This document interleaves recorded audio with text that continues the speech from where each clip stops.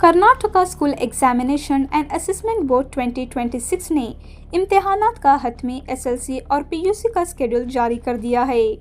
تفصیلات کے مطابق SSLC 1 امتحانات 18 مارچ سے 2 اپریل 2026 تک منعقد کیے جائیں گے۔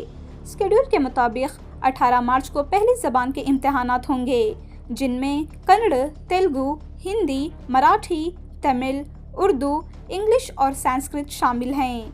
20 مارچ کو سائنس کا پرچہ، 23 مارچ کو تیسری زبان یعنی ہندی، کنڑ، انگلش یا عربک کے امتحانات، 27 مارچ کو ریاضی، 30 مارچ کو سوشل سائنس اور آخر میں 2 اپریل کو NSQF اور اوکیشنل پیپرز کے امتحانات منعقد کیے جائیں گے۔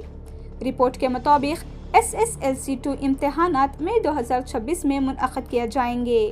دوسری جانب PUC 1 کے امتحانات 28 فروری سے 17 مارچ 2026 تک ہوں گے، جن کا اسکیڈول کچھ یوں ہے: 28 فروری کنڑا اور Arabic, 3 March English, 5 March physics, economics اور sociology, 7 March chemistry, political science اور اکاؤنٹنسی، 10 مارچ میتھمیٹکس ایجوکیشن اور business studies, 12 March biology, computer science اور ہسٹری، 14 مارچ اسٹیٹسٹکس اور جیوگرافی اور آخر میں 17 مارچ کو اختیاری زبانوں اور لاجک کے پیپرز ہوں گے۔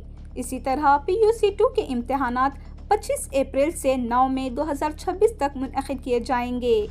25 اپریل کنڑ اور Arabic, 28 April English, 30 April physics, economics اور سوشیولوجی، 2 مئی کیمسٹری، پولیٹیکل سائنس اور اکاؤنٹنسی، 5 مئی میتھمیٹکس، ایجوکیشن اور بزنس اسٹڈیز، 7 مئی بایولوجی، کمپیوٹر سائنس اور ہسٹری، 9 مئی اسٹیٹسٹکس اور جیوگرافی کے امتحانات ہوں گے۔